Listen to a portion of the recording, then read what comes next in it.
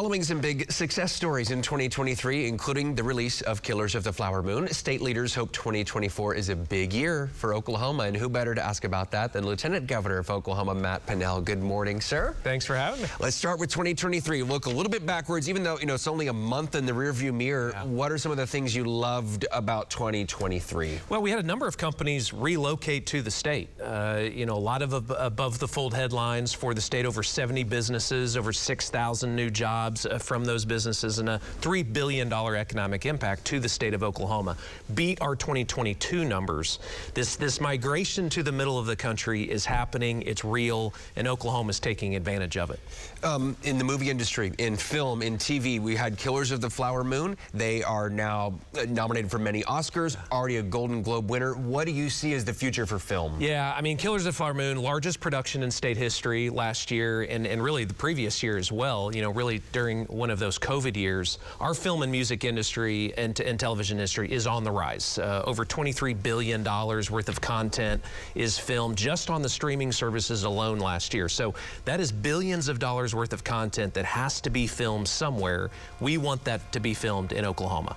So we all know, Georgia for years had the Marvel movies, and a state maybe some wouldn't think. That's right. Georgia, and you feel like Oklahoma could be a next Middle America state. We do, and in our Native American tribes, I mean the Cherokee Nation in particular, what they're doing for the film industry, they're creating the Cherokee Film Institute to really train kind of that next generation of folks in front of and behind the cameras that we need. So it's a really great partnership between the state and our sovereign nations, and in particular the Cherokee Nation. Over the next decade, we're going to see huge growth there.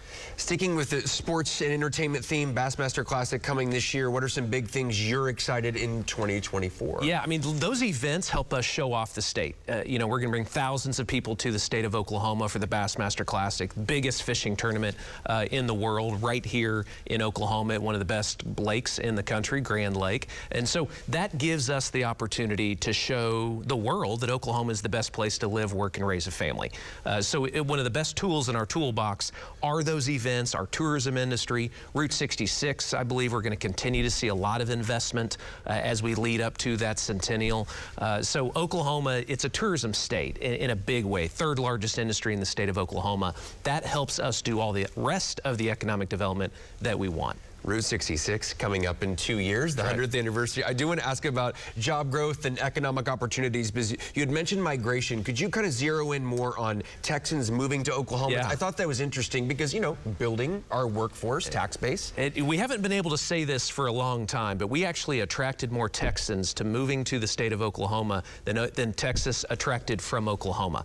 Wow. Between June of 2022 to July of 2023, over a year-long period, we attracted more people from Texas than Texas attracted from Oklahoma. That's a big deal.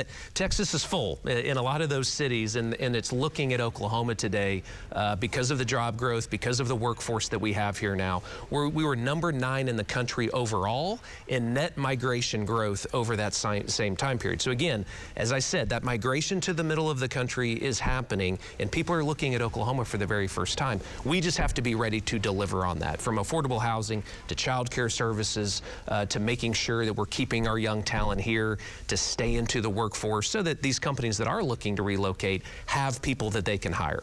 Our higher education facilities, our career tech system is world class. So we have a lot of advantages. We need to double down on it.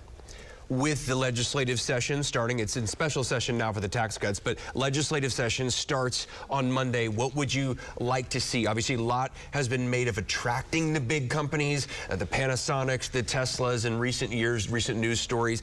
What would you like to see the legislators do? Yeah, I mean, a lot of the above-the-fold headlines or the Panasonics or the Volkswagen stories, most of our time is spent on existing businesses in the state, small businesses that have already chosen to raise their families here, have businesses here. We want to help them. And again, a lot of that are how do we make sure that we have the best working environment, the best economic environment that we possibly can, so that you can hire one more employee. 100 more employees would be great too. But we're really focused on existing businesses in the state.